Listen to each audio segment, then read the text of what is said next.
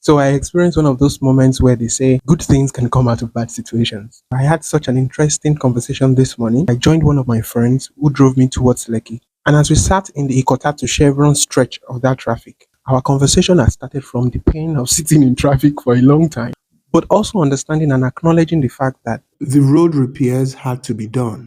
And that led to the debate of whether it should be done during the day or during the night, and the expenses that would surround either of those alternatives. One thing led to the other. And then he asked me a simple question.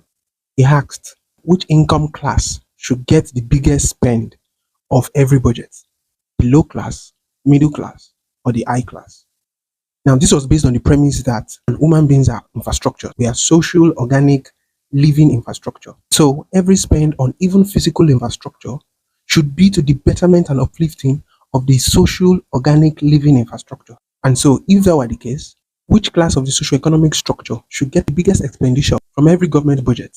Because this is beyond housing. In fact, it transcends every issue or every matters of environmental planning and cuts deep and cuts across literally every sector of the economy. And definitely, this was not one of those yes or no questions. And so, first of all, understanding that the low and middle income class make up the biggest proportion of the population.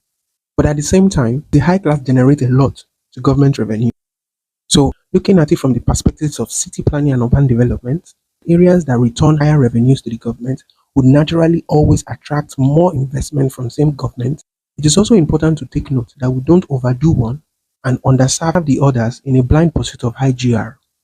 So when we put all these considerations together, here is what I think. What should determine the beneficiaries of whatever spend or whatever policy should be the objectives and goal behind such budget or spend or policy.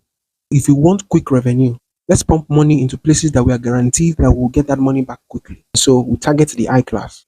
But if the goals were futuristic, then we look into the middle and low income class, who are typically aspirational people in hope for a future return.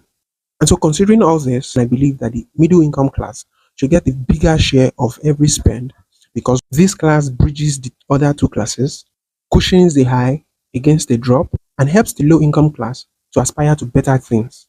And this is why I believe that every investment in the middle class is an indirect investment into the high and low income class at the same time. Now, this does not suggest that targeted interventions or programs or targeted budget spends on either of these classes should not be done. This is what I think. But what I would like is not make this about what I think, but rather throw this open into a larger discourse. So what do you think? Who should get the biggest share of every national budget? The middle class, the high class, or the low class? I hope this helps.